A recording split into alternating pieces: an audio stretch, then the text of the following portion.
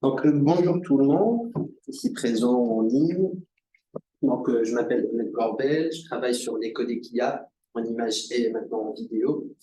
Je vais vous présenter aujourd'hui notre article accepté à ICI 2023, coécrit avec Wessim Hamidouche et Luce Morin. On commence avec un peu de contexte. Donc, ici, j'ai mis la figure du codec IA image le plus basique. Donc, il a été proposé par TIS en 2017 et c'est le Quantized Autoencoder. Dans le sender side, on a un neural encoder avec les fonctions de quantification et d'entropie encoding pour produire le bitstream. C'est un auto-encodeur simple basé sur CNN. On lui rajoute des modules de quantification et de codage anthropique pour avoir un bitstream compact. À partir de cette présentation, de ce diagramme, on voit bien que la reconstruction est avec perte. Une métrique de distorsion différenciable est nécessaire ici pour calculer ce loss. Ici, on a pris l'exemple de MSI, mais ça peut être MSSSIM ou autre. Et on a au final la fonction de perte qui est le rate, donc le débit plus un hyperparamètre lambda qui est Lagrangian multiplier qui est utilisé pour contrôler le trade-off entre le débit et la distorsion. Donc ça, c'était juste brièvement pour le contexte. Un peu d'histoire, j'ai essayé de faire un scale time qui nous présente à travers ces 8 dernières années des différents travaux qui ont fait l'état de l'art. Le premier que j'ai présenté dans le slide précédent, c'était TIS en 2016. Par la suite, Ballet il est venu avec un Variational Autoencoder style. Du coup, il a proposé un codec IA dans le style des auto-encodeurs variationnels. Et par la suite, Augustin, en 2019, il a proposé un GAN-based codec en image. Et le premier qui a pu avoir des résultats comparables à VVC, c'était Minen en 2020, avec ses Channel-Wise Autoregressive Period Modeling. Et à partir de ça, plusieurs travaux ils sont basés sur cette architecture-là comme baseline. Ils ont essayé de l'optimiser. Et c'est ce qu'on a fait nous aussi dans notre propose. En 2021-22, Zio, il a fait ça, il a remplacé les couches de convolution dans l'architecture du Minen par des swing transformers. Et le dernier, en 2022, c'était Hill. Il a proposé une optimisation pour avoir un runtime, pour avoir une architecture beaucoup moins complexe que celle de Minen. Un peu alléger le fait d'avoir un autoregressive séquentiel. Il a fait une paralysation. Et le dernier, ça vient d'être standardisé, c'était JPEG-AI. Et c'est pas le seul, il fait pas que de la compression, il a fait plusieurs autres tasks, c'est détection, classification, comme les foundation models. Et c'est très intéressant. Donc, il a une bonne performance. Du coup, les challenges, ça vient pour les codecs IA comme pour les codecs conventionnels, c'est le fait de réduire le débit tout en essayant d'optimiser la qualité et avoir un bon trade-off entre la performance de codage et le decoding time. Mais aussi, on a trouvé que la majorité des travaux récents, ils se basent sur des CNN pour calculer le context mode, pour élaborer le context mode, qui nous réduit à juste, qui nous limite pour la génération des dependencies, long range dependencies. Ça vient de leur local connectivity des CNN. Ici, je présente ici le diagramme high level de notre proposed model, donc AICT pour dire Adaptative Image Compression Transformer. Il se compose en 3 modules. Le premier, c'est le module d'adaptation de résolution.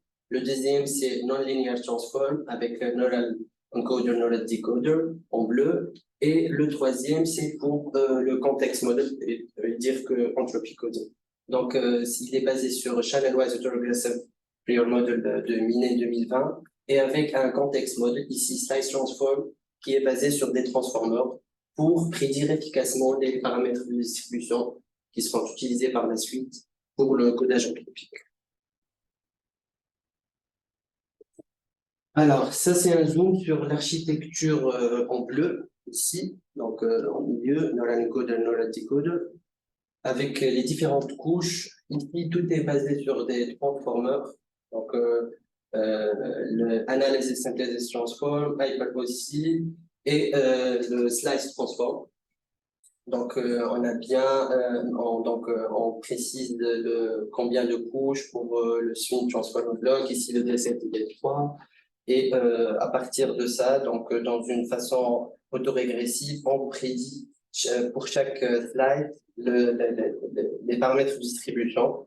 Et après, ça revient pour prédire le slide d'après. Donc, il y a un certain knowledge qu'on prend des slides déjà décodés. Alors, et pour le troisième module, bon, pour le premier module en bleu, en vert, c'est le sandwich processor. Ici, c'est pour avoir un scale adaptatif à chaque fois en input de notre image compression transformer. Ce paramètre, bon, on a le size parameter network qui nous permet de prédire un paramètre S. Ce paramètre S, il est utilisé dans le downscale ainsi que dans le upscale pour avoir à chaque fois un downscale adaptatif.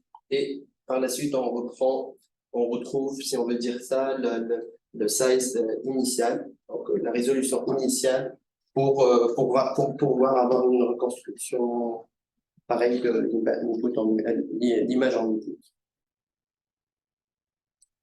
Ici, j'ai mis aussi la description des quelques modules, des quelques blocs qu'on a utilisés pour le Adaptative Resolution, comme le RPN, Resize Parameter Network, le Residual Block et les Convex Blocks. Donc, Convex, c'est des CNN qui utilisent des Depthwise Convolution avec des residuals, donc inspirés du design des transformers, des swing transformers, avec des large kernels.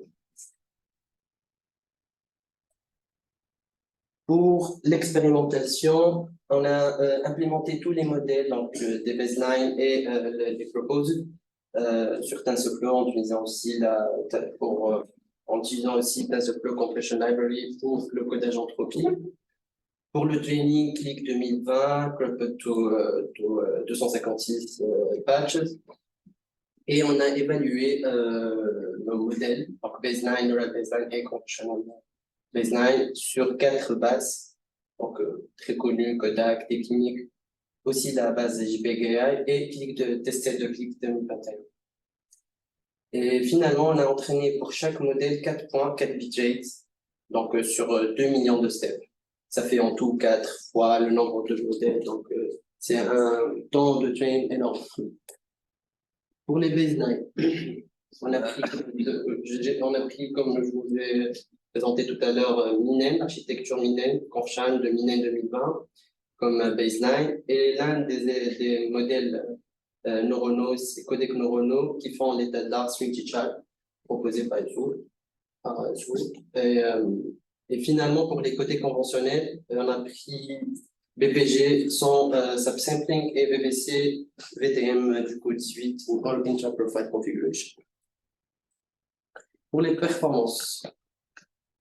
Alors, pour calculer la performance des codecs, on a utilisé Beyond Graded Rate, TSNA, pour calculer les performances des codecs par rapport au VTM.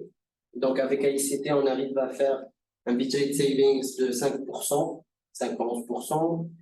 Et pour AICT, c'était 4,65%.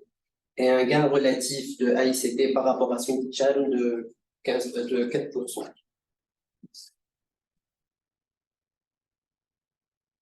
Pour la complexité, on a calculé le temps de décodage sur 7000 images, sur 7000 patchs plutôt, de 256, mais en prenant 3 modèles à chaque fois et en faisant une moyenne. Donc, pour le premier, c'était celui qui nous permet d'avoir un bit par pixel de 0,2, par la suite 0,8 et par la suite 1,5. Et on fait la moyenne. Pour ICT, on arrive à décoder sur GPU en 80 millisecondes contre 91,8 millisecondes pour Swingy Chart. Et en ayant un modèle number of parameters de 37 millions contre 31 millions pour le Swingy Chart. C'est l'un des états là. Et pour finir, on a mis une figure aussi qui nous permet de voir, visualiser un peu le trade-off qu'on a pu avoir entre le BD rate comparé à VTM et le flops par pixel, mais aussi le nombre de paramètres qui est représenté par le rayon de disque. Et une fois de plus, on voit que AICT et ICT sont dans une bonne zone et un bon trade-off entre le BD rate et le flops par pixel.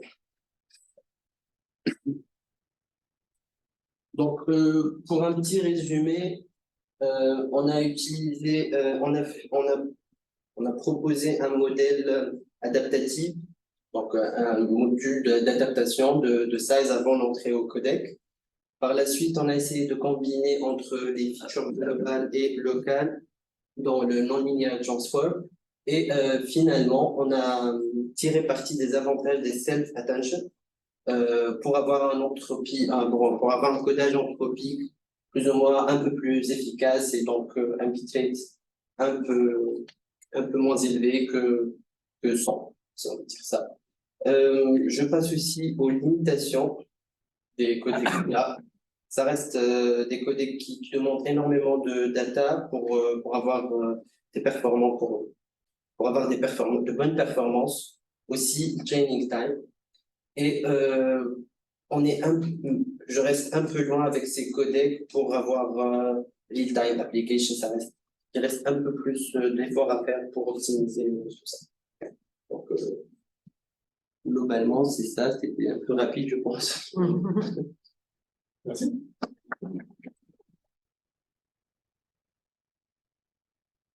Il y a des questions. Je commence. Tu as mentionné que le temps d'entraînement était très long. Est-ce que tu peux nous donner un ordre d'idée de combien de temps ça prend pour quel type de matériel? Voilà, en fait, sur quel type de sur GPU, on arrive à décoder 80 millisecondes. Ça reste pour des images, ça reste un peu élevé. L'entraînement du modèle, je crois. Ah, Mon entraînement, tu as mentionné que c'était très très long. Mais... Très long. Pour un seul modèle, pour un seul point, un mois et demi. Sur seulement 2 millions de steps. Tout en full time sur un GPU. Oui, full time. Ok. C'est énorme. D'accord. C'est énorme. C'est seulement sur 2 millions de steps. Hein. Ah oui, non, mais les autres, ils arrivent à faire 3,5 millions de steps. Donc, c'est un seul GPU. Ouais. Donc, mon RTX, c'est 5080, je pense. Ouais. Donc, c'est pas respectable le GPU. Donc, c'est un mois et demi. Donc, c'est énorme. Oui, c'est énorme. Oui, d'ailleurs, en fait, j'ai une petite remarque en fait, concernant Intel, donc je n'ai pas dit ce matin. Donc, en fait, avant, donc, c'était 3 réunions par an. Mais après, il y a des. Donc, en fait, les gens sont en train de réfléchir est-ce qu'on va passer de 4 réunions par an à 3 réunions par an. Et ça, c'est juste parce qu'en fait, pour les méthodes basées deep learning, ça prend le temps pour entraîner. Donc, du coup, on aurait pu dire que c'était pour diminuer l'empreinte carbone, mais non. C'est juste pour laisser le temps d'entraîner des gros modèles. Ce qu'on économise en avion, on ouais, non, mais c'est vrai que ce serait intéressant de calculer la quantité d'énergie, parce que là, temps, c'est assez effarant quand même, un mois et demi. Ouais. C'est pour ça qu'on est passé pour la vidéo, on est passé au Neural Representation for Video, donc les nerfs en 24 heures, tu peux l'entraîner, faire le pruning, le tester. Oui. Après, en inférence, c'est beaucoup plus long, non? En inférence, non. C'est juste un test. Ok, je reste. En inférence, ça reste beaucoup plus long par rapport au codec qu'il y a. Oui, c'est ça reste beaucoup plus long en inférence. Oui, bien sûr. Ça doit charger quoi sur GPU pour changer une image. Moi, je travaille sur des vidéos, donc oui, c'est un peu plus rapide. C'est un peu plus rentable. les images, ça prédit pixel par pixel, oui. Alors que nous, frame par frame, C'est un peu plus, oui, vous avez plus de redondance. J'ai une question. Pourquoi c'est aussi lent comme ça? Parce qu'en fait, vu la taille de ton réseau, je pense que ça va, c'est 40 millions de paramètres, c'est ça? oui, environ 37 millions de paramètres. Donc, c'est pas un réseau qui est gigantesque. Oui. Et pourquoi c'est aussi lent? Parce que c'est pas un simple auto-encodeur comme on entraîne pour le denoising, etc. Il y a par exemple, le auto-regressive entropy modeling, il prend énormément de temps parce que à chaque slice, quand on décode, on prend le knowledge de ce slice et on le remet au slice d'après. Parce que real knowledge. Si j'ai une, euh, si je peux, oui, ça va.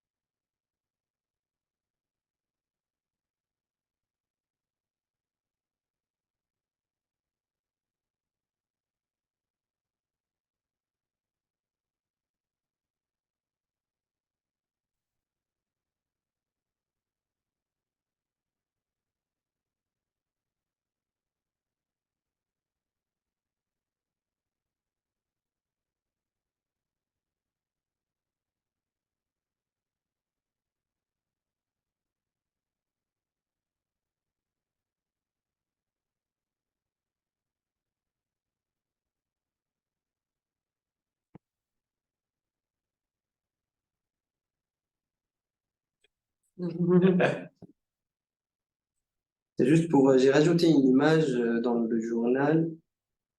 C'est un spoiler sur le Non, non, déjà, on attend juste la dernière réponse, il faut là. Alors,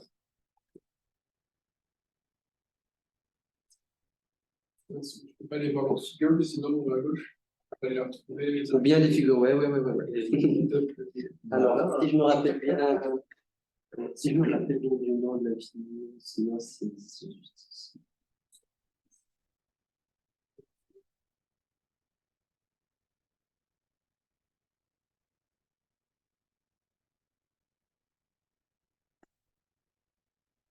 Voilà, finalement. Ça, c'est juste pour expliquer un peu le qu'on appelle nous Spatial Channel Entropy Coding. Et à partir d'une image X, et ça, c'est l'image downscaled, on reprend donc le encoder, on décode. Ça, pour chaque slice, pour décoder ça, on aura besoin des slices de Y1 à 4.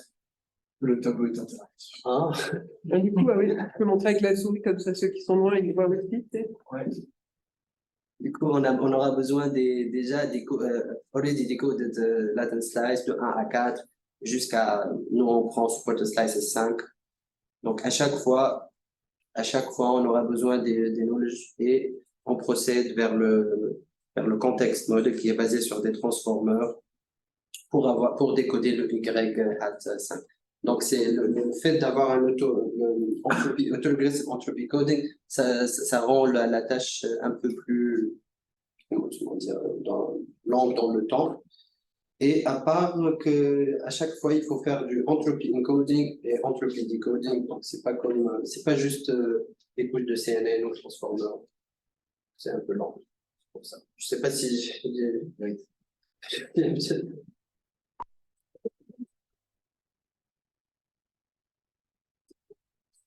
Question, les gens en ligne, n'hésitez pas à ouvrir votre micro si vous avez des questions. Oui, j'aurais une question. Mickaël, qui est au bâtiment 6 et qui avait la flamme de monter. Désolé. Tu parlais qu'il y avait 80 millisecondes pour l'inférence. Est-ce que c'est quelque chose brut de décoffrage, sans quantification, sans pruning ou quoi que ce soit? Est-ce que ça pourrait être amélioré? Mais est-ce qu'il y aura un gain à ça? en utilisant le pruning, par exemple. Ou puis le pruning et puis en descendant aussi, au lieu de faire sur du flottant ou du double, je ne sais pas ce que c'est, en essayant de quantifier un petit peu les poids. Ouais. Je pense que oui, certainement, mais j'ai pas essayé de faire ça. D'accord, c'est brut de décoffrage, le réseau tel quel, mais ok. Ouais. Et ce serait quoi les objectifs en termes de performance pour parler de real-time dans tes applications? Du real time. Je disais, là, Euh, c'était pas real-time, mais je me rends pas compte en fait qu'est-ce qu'il faudrait pour que ce soit real-time. Qu'est-ce qu'il faudrait pour optimiser cette architecture? Mhm. Donc, Qu'est-ce qu'il on a faudrait comme temps, pardon? Qu'est-ce qu'il faudrait comme temps si on arrive à l'optimiser, qu'est-ce qu'il faudrait comme objectif de temps pour arriver à.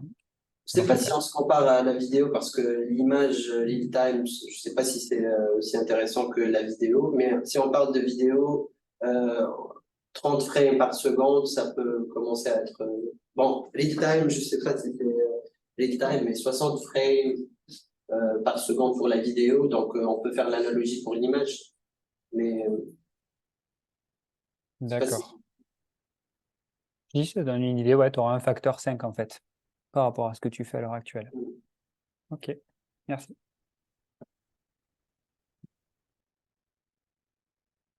D'autres questions?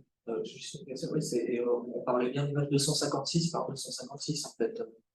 Oui. D'accord, donc les temps sont donnés pour du 256. Oui. C'est un peu malgré le. Ouais, c'est petit en fait. tout à fait. Derrière, avec les méthodes de scaling, est-ce que ça pose vraiment un problème que l'image soit petite? Est-ce que tu peux. Non, pour le scaling de texte, on le fait sur des images, par exemple, Kodak, c'est en 720p, c'est 512, 720. Donc, on fait on procède par l'input, c'est l'image en entier. Mais juste pour calculer la complexité, on a utilisé 256 par 256. Ok. Voilà, c'est juste pour calculer la complexité. Mais les autres bases, il y a des 1080p, il y a de HD, de l'HD, Il n'y a pas d'étude de complexité qui a été faite sur l'image scalée, par exemple, sur du 720p ou du 1080p. Par rapport au paramètre S-prédit, par exemple, ouais, ça a été fait, mais c'est pas dans cet article-là. D'accord. Du coup, C'est pour avoir une idée un petit peu des temps. ouais. Ça reste, pour moi, ça reste beaucoup trop.